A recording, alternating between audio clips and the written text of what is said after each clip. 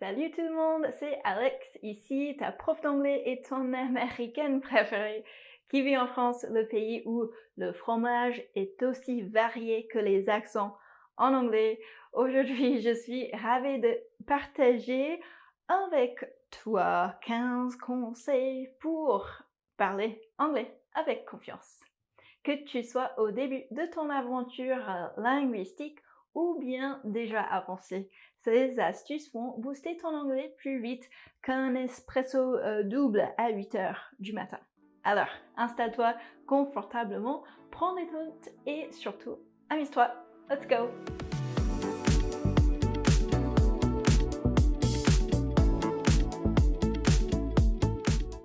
Conseil number 1, parle à toi-même. Et oui, souvent on dit de parler à ton miroir, mais moi, je n'aime pas me voir personnellement. Par contre, quand j'apprenais le français, je parlais énormément à moi-même en français. Je n'avais personne à qui parler, mais ça ne m'a pas du tout empêché de m'entraîner à parler français tous les jours. Conseil number 2, n'aie pas peur de faire des erreurs. Vois chaque erreur comme une pépite d'or sur ton chemin vers la fluidité. Plus tu en trouves, plus tu deviens riche en expérience. En plus, vraiment, qu'est-ce qui compte dans la communication? Eh bien, la communication, le fait d'échanger. Si on te comprend, c'est parfait.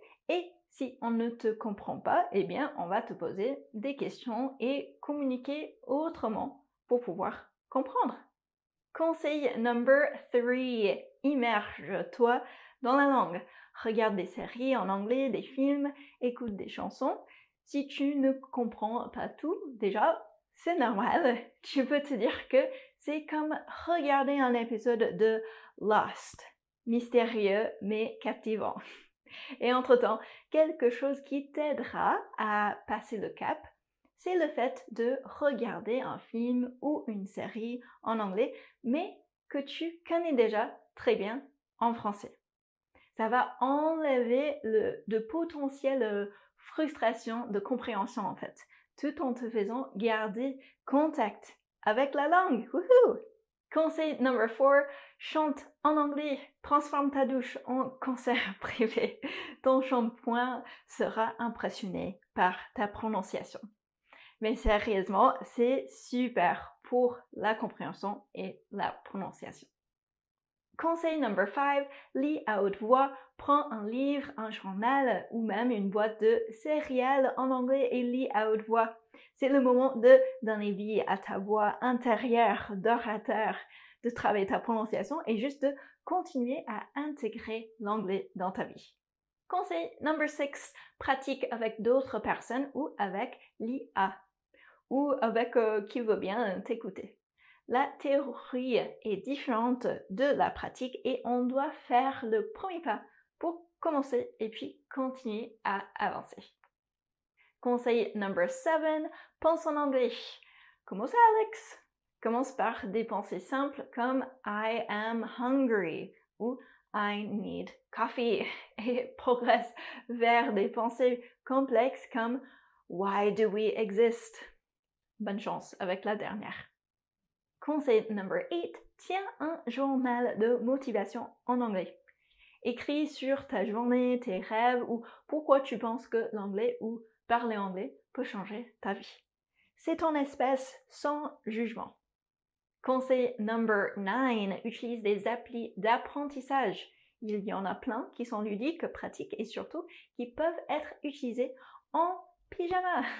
Elles peuvent être bien pour le vocabulaire, mais comme le reste des conseils, ce ne sera pas efficace si c'est la seule chose que tu fais pour ton anglais. Donc, on va travailler de plusieurs manières.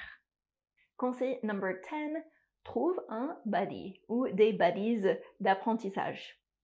Apprendre à deux ou plusieurs avec des gens encourageants, c'est plus marrant et motivant. Conseil number 11, célèbre chaque petit succès et pour moi d'ailleurs, il n'y a pas de petits succès, tous les petits succès, ce sont des grands succès, ok?